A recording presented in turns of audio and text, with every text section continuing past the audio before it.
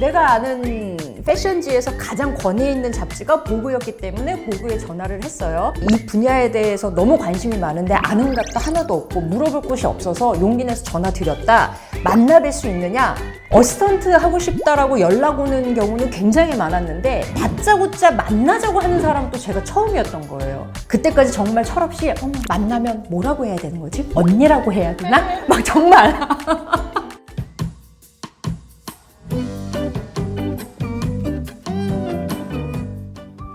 안녕하세요. 저는 최희숙입니다. 저는 패션계에서 이제 스타일리스트로 일을 해왔고요. 지금은 이제 유튜브 옆집 언니 최 실장이라는 패션 채널을 운영하고 있는 스타일리스트 최희숙입니다. 반갑습니다. 23살에 자퇴와 동시에 창업을 합니다. 그래서 그래프가 이렇게 올라가요. 이렇게 쭉 상승세를 겪을 줄 알았는데 몇 개월 만에 망해버립니다. 그래서 내려가요. 저는 어렸을 때부터 옷에 대해서 정말 관심이 많았고 굉장히 옷을 좋아했습니다. 스타일리스트라는 단어도 그땐 굉장히 생소했고요. 주변에 뭐 선배님이나 누구나 아는 사람이 없어. 내가 아는 패션지에서 가장 권위 있는 잡지가 보그였기 때문에 보그에 전화를 했어요. 가장 역량 있는 스타일리스트가 누구냐 물어봤더니 누구라고 딱 얘기를 해주더라고요. 그래서 번호를 알 수가 있냐 그랬더니 생각보다 너무 쉽게 알려주는 거예요. 그래서 번호를 받습니다. 그게 왜 잡지사에서 이렇게 금방 알려줬냐면 일개 학생인 거라고는 꿈에도 못 꾼 거예요. 너무 내가 당당하게 물어봐서 클라이언트인 줄 알았겠죠. 너무 철없이 전화를 했습니다. 안녕하세요. 저 어느 학교 의상학과 다니는 누구인데 사실 이 분야에 대해서 너무 관심이 많은데 아는 것도 하나도 없고 물어볼 곳이 없어서 용기 내서 전화 드렸다. 만나뵐 수 있느냐? 했더니 만나주시는 거예요. 어시스턴트 하고 싶다라고 연락 오는 경우는 굉장히 많았는데 다짜고짜 만나자고 하는 사람도 제가 처음이었던 거예요. 그래서 도대체 이 친구는 어떤 친구인지 궁금하셨대요. 나중에 얘기를 들어보니 그때까지 정말 철없이 만나면 뭐라고 해야 되는 거지? 언니라고 해야 되나? 막 정말 정말 이렇게 너무 철없고 아무것도 모르고 이런 무지한 상태에서 나갔어요. 이제 저한테 해주셨던 조언은 그거더라고요. 지금 학생이면 공부를 열심히 해라. 그리고 졸업을 하고 디자이너로 2, 3년 일을 하면 그때 옷이란 게 뭔지 알게 될 테니 그러고 나에게 와라 라고 하시더라고요. 공부하기 싫은데 졸업도 하라 그러고 심지어 디자이너로 일을 한 다음에 이 스타일리스트를 하라 그러면 너무 까마득하잖아요. 그래서 그럼 이거 안 하고 나는 그럼 옷가게 해야지 이렇게 마음을 먹고 자퇴를 하면서 옷가게를 준비를 해요. 그 유명한 밀리오레라고 혹시 아시나요? 이제 동대문이 완전히 성공 신화를 이루고 명동점이 오픈할 때 저희 부모님의 도움을 좀 받아서 이제 23살에 그 어린 나이에 제가 옷가게 사장님이 됩니다. 제가 옷이 좋아서 옷가게를 차리긴 했지만 이거는 엄연히 이제 장사 사업의 영역이더라고요. 그래서 제가 잘할 수 있는 분야가 아니라는 걸 이제 돈과 시간과 모든 걸 쏟아부은 후에 이제 처절하게 깨달았어요. 와, 그럼 이거 어떻게 해야 되지? 그래서 다시 선생님께 전화를 드립니다. 선생님을 처음 뵙고 그 다음에 전화를 드리기까지 2년이 흘렀어요. 2년 동안 이제 뭐 새벽시장에서 알바하고 자퇴하고 이제 망하고 이런 시간이 있었죠. 그 다음에 이제 전화를 드렸더니 기억을 하시더라고. 졸업했니? 하시는 거예요. 근데 전화기에다 대고 구구절절 막 얘기하는 거 좀 그러니까 다시 한 번만 만나 뵀으면 했는데 또 만나 주셨어요. 이때는 좀 각오를 했습니다. 공부하고 돌아오라 그러면 이제 길은 하나니까 그럴 각오로 만나 뵀는데 일을 먼저 해보자 이렇게 말씀을 하시더라고요. 그래서 제가 늘 꿈꿔왔던 이 하이패션계에 입문을 합니다. 저의 새로운 길을 모색하며 이제 쫙 올라가요. 제가 어시스턴트로 이제 일을 1년 동안 하는 동안은요 마냥 너무 매력 있고요. 그 다음에 제가 언제 독립을 해도 할 수 있을 줄 알았어요. 근데 1년 지나니까 이제 깨닫게 됐던 게 뭐였냐면 이게 확실히 전문직이고 내가 정말 무지하구나 그거를 느꼈어요. 그러니까 내가 진짜 무지할 때는 내가 뭘 모르는지도 몰라요. 근데 조금 알게 되면 내가 최소 이걸 모르는구나를 알게 되더라고요. 그래서 이제 선생님께 말씀을 드리죠. 제가 이제 굳은 결심을 하고 저 다시 복학을 좀 하겠습니다. 전 공부를 좀 해야겠습니다. 이제 스스로. 그래서 다시 대학을 갑니다. 아까 자퇴를 했기 때문에 복학이 아니라 정확히는 재입학을 해요. 학교에는 가지만 강의실엔 없는 학생이었거든요. 제가 공부를 해야 된다고 필요를 느꼈고 왜 해야 되는지 알겠고 어떻게 무엇을 해야 되는지를 이제 알고 가니까 완전히 달라져 있더라고요. 그래서 복학 후에는 제가 장학금을 받으며 꽈탑으로 졸업을 합니다. 이 장학금을 받았을 때 제가 진짜 처음으로 성취를 느꼈어요. 진짜 이제 스타일리스트로 독립을 한 게 이제 2007년, 제 나이 이제 30이 됩니다. 그래서 생각해보면 좀 다 늦어요. 실제 대학교 졸업 자체를 28에 했으니까 웬만한 장교를 갔다 온 복학생과 비슷한 완고였어요, 복학할 때는. 모든 것들이 조금 다 늦었지만 그래도 뭐 제가 진짜 꿈꿨던 거를 이뤘습니다. 지금까지는 누군가의 어시스턴트라는 꼬리표가 있었다면 이제는 최희승이라는 이름을 달고 진짜 이제 커리어로 독립을 한 거죠. 김연아 선수와 이렇게 찍었던 화보는 뭐 또 완전히 대박이 나서 일본에서 사가기도 하고, 제가 어렸을 때 막연히 꿈꿔왔던 동경하던 보그 화보도 이제 찍고, 이제 그렇게 하면서 저는 다 이룬 줄 알았어요.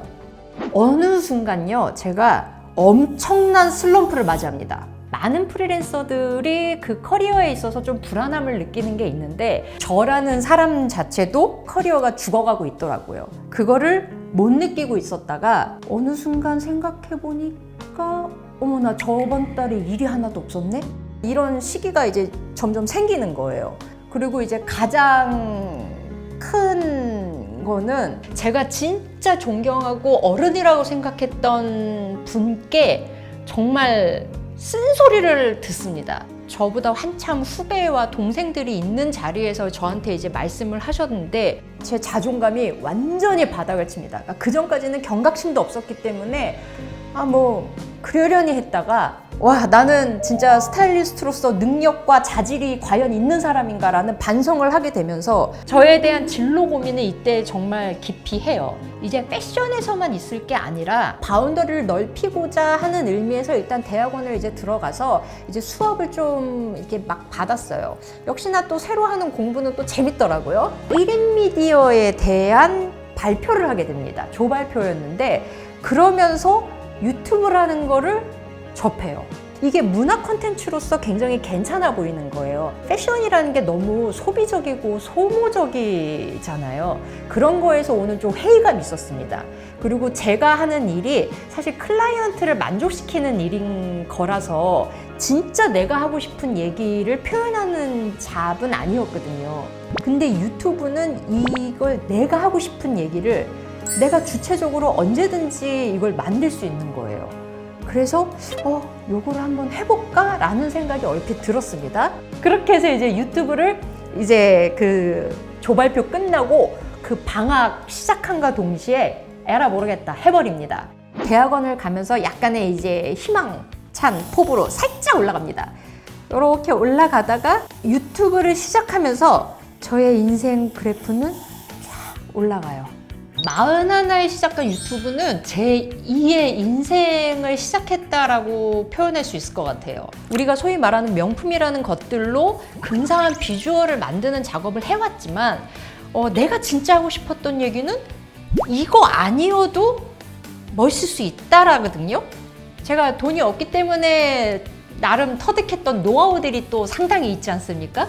그러니까 이게 제 영상에서는 유튜브에서는 할 수 있는 거예요.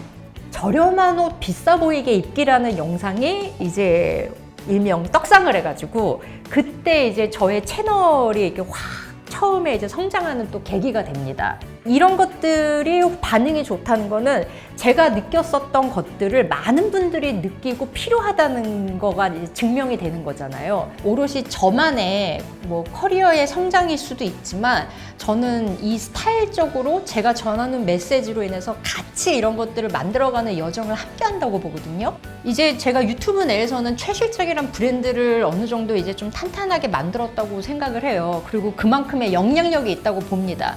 그래서 많은 많은 분들이 되게 긍정적인 영향을 받았다라고 이렇게 해주실 때 진짜 뿌듯함을 느끼고, 그리고 사실 제 채널이 성장하고 이제 브랜딩이 확실해질수록 좋은 건 뭐냐면, 제가 다른 데 휘둘리지 않고 오롯이 제가 하고자 하는 메시지를 전하는 데 집중할 수가 있어요.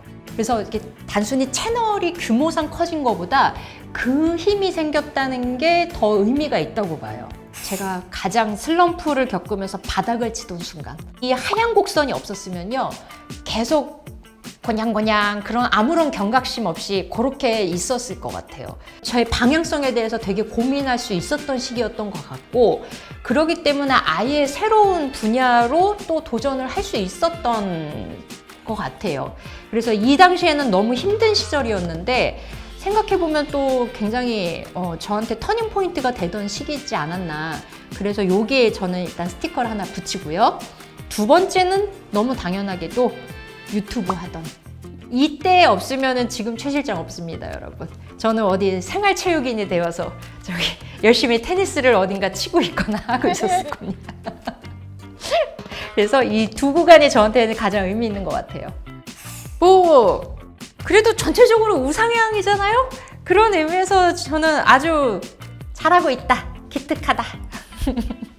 나에게 자립이란 나만의 나침판이 있는 것이다 라고 생각해요. 명확한 내 나침판이 있으면 좀 늦어도 되고, 또 다른 길로 가게 되면 또 다른 풍경을 만나게 되거든요. 그래서 그게 가장 중요한 게 아닌가 싶습니다. 나와 방향이 같으면요, 다른 사람과 함께 하는 것도 저는 굉장히 좋다고 봐요. 가끔 자립이라는 단어가 오롯이 혼자라는 걸로 명칭될 때가 있더라고요. 방향이 같다면 누군가와 잠시 함께 할 수도 있고요, 도와줄 수도 있고 도움을 받을 수도 있습니다. 그래서 여러분들 지금 만약에 힘들어서 잠깐 쉬고 계시는 분들, 아니면 주춤해서 잠깐 이렇게 서 계시는 분들 있으면 길 가는 사람 같이 가셔도 좋아요. 제가 돌이켜보면 28에 대학을 졸업했고요. 30 돼서야 실제로 돈을 벌기 시작했던 거고, 40에 이직한 거잖아요. 숫자나 속도로만 보면은 사실 그 순간순간 정말 불안할 수 있습니다. 너무 불안해하지 마시고 너무 조바심 내지 않으셨으면 좋겠습니다. 만약에 저랑 방향이 맞잖아요? 그러면 우리 같이 갑시다. 신기하지? 나도 그래. 옷이 많은데 생각해보면 입을 옷이 없고, 나 작년에 뭐 입었지 그래. 다 그래. 패셔니스타라고 꼽는 그 사람들도 똑같이 얘기해. 입을 옷이 없어. 입을 옷이 없어서 고민인 거는 기본템이 없어서요. 기본템의 미덕은 밑반찬 같은 존재. 다른 거랑 같이 매치했을 때 어느 정도 그냥 되고, 그냥 무난하게 입기 해도 괜찮은 거. 그래서 기본템을 탄탄하게 하라고 늘 강조를 하는 거고, 그 기본템이 뭔지 모르겠다, 자라를 들어. 트렌디한 디자인도 많으면서 어느 정도 퀄리티 보장되고 티셔츠 같은 기본템을 사기가 괜찮습니다.